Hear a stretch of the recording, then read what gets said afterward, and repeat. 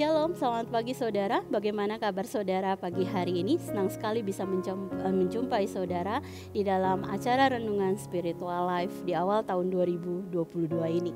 Bapak Ibu Saudara sekalian, pagi hari ini kita akan kembali merenungkan firman Tuhan di dalam Lukas 13 ayat 31 sampai 35. Saya akan bacakan bagian perikop firman Tuhan ini bagi kita semua. Demikian firman Tuhan. Pada waktu itu datanglah beberapa orang Farisi dan berkata kepada Yesus, "Pergilah, tinggalkanlah tempat ini karena Herodes hendak membunuh engkau." Jawab Yesus kepada mereka, "Pergilah dan katakanlah kepada si serigala itu, aku mengusir setan dan menyembuhkan orang pada hari ini dan besok, dan pada hari ini yang ketiga aku akan selesai. Tetapi hari ini dan besok dan lusa aku harus meneruskan perjalananku, sebab tidaklah semestinya seorang nabi dibunuh kalau tidak di Yerusalem. Yerusalem, Yerusalem, engkau yang membunuh nabi-nabi dan melempari dengan batu orang-orang yang diutus kepadamu.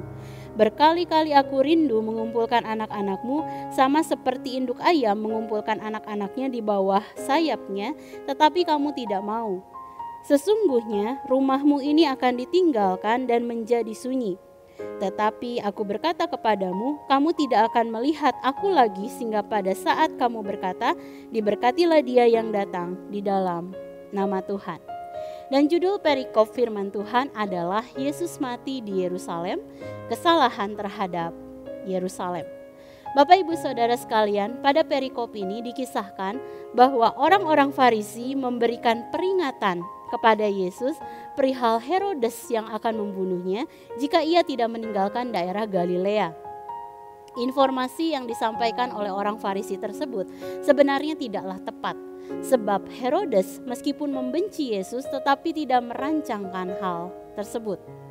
Orang-orang Farisi mengatakan hal itu sebab di Galilea Yesus semakin disukai oleh banyak orang, dan karena itu Yesus didesak ke Yudea sebab di sana banyak orang yang ingin membunuhnya.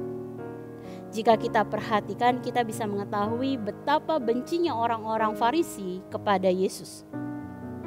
Pada ayat 32 dituliskan, "Pergilah dan katakanlah kepada si serigala itu." Yang kita tahu maksudnya itu adalah Herodes, yang menunjukkan bahwa Yesus tidaklah gentar menghadapi bahkan kematian sekalipun. Bahkan setelah mendengar ancaman orang-orang Farisi, ia tetap melayani dan merencanakan perjalanan pelayanan selanjutnya. Bapak Ibu Saudara sekalian, seorang penafsir Alkitab bernama Matthew Henry menggambarkan keberanian Yesus dengan kalimat, "Aku tahu bahwa aku sebentar lagi akan mati, dan aku akan mati sebentar lagi. Aku menyadarinya dan aku mengharapkannya, yaitu pada hari ketiga yang berarti sudah sangat singkat, waktuku sudah dekat." Betapa keberanian Yesus luar biasa sehingga patut bagi kita untuk meneladaninya. Saudara, kita dapat menghadapi kematian, bahkan orang-orang yang berkuasa atas kematian, apabila kita tidak memandang kematian sebagai sesuatu yang aneh bagi kita. Jika kita sadar bahwa kematian pasti akan datang kepada kita, dan kita selalu merenungkan dan sering memikirkannya dan melihatnya sebagai sesuatu yang sudah ada di ambang pintu, maka sebagai orang percaya kita seharusnya bersukacita dan bersorak-sorai, sebab kematian adalah saat kita bertemu dengan Allah, Sang Pencipta kita. Sehingga dengan bijaksana kita akan mempersiapkan diri untuk menyambut momen tersebut dengan menjaga kehidupan kita tetap kudus dan berkenan di hadapan Allah. Saudara, di minggu pertama tahun 2022 ini, firman Tuhan kembali mengingatkan kita bahwa kehidupan yang Allah anugerahkan akan berakhir sesuai dengan waktunya.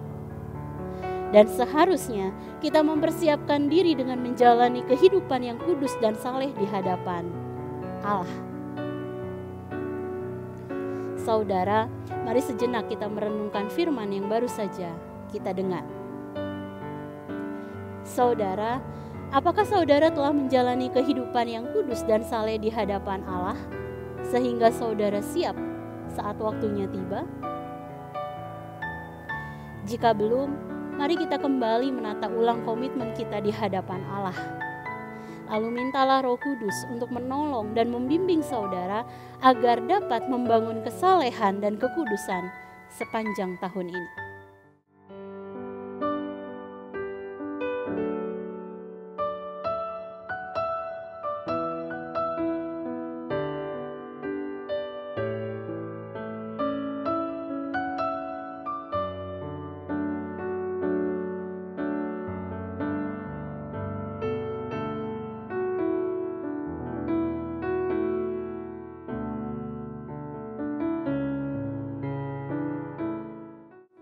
Demikian firman Tuhan hari ini.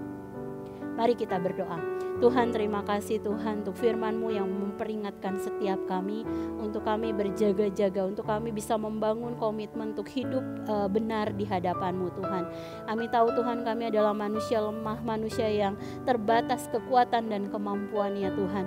Sehingga pagi hari ini kami meminta Roh Kudus untuk menolong kami, untuk kami bisa melaksanakan apa yang menjadi komitmen kami, untuk kami bisa hidup saleh di hadapan-Mu, untuk kami bisa memiliki kehidupan yang berkenan Tuhan bagi-Mu Tuhan. Dan kami percaya Tuhan Allah akan menolong kami di dalam pertumbuhan kami Tuhan sebagai murid Kristus, sehingga semakin hari kami semakin serupa dengan Engkau Tuhan.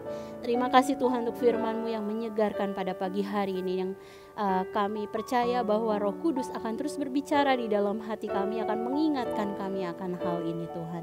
Terima kasih Bapa, dan kami serahkan sepanjang hari ini ke dalam tangan kasih-Mu yang kami percaya Allah menolong kami di dalam segala hal yang kami kerjakan. Terima kasih, di dalam nama Tuhan Yesus kami berdoa dan mengucap syukur. Haleluya, amin. Selamat pagi saudara, selamat menjalani tahun 2022 bersama dengan Tuhan. Tuhan Yesus memberkati.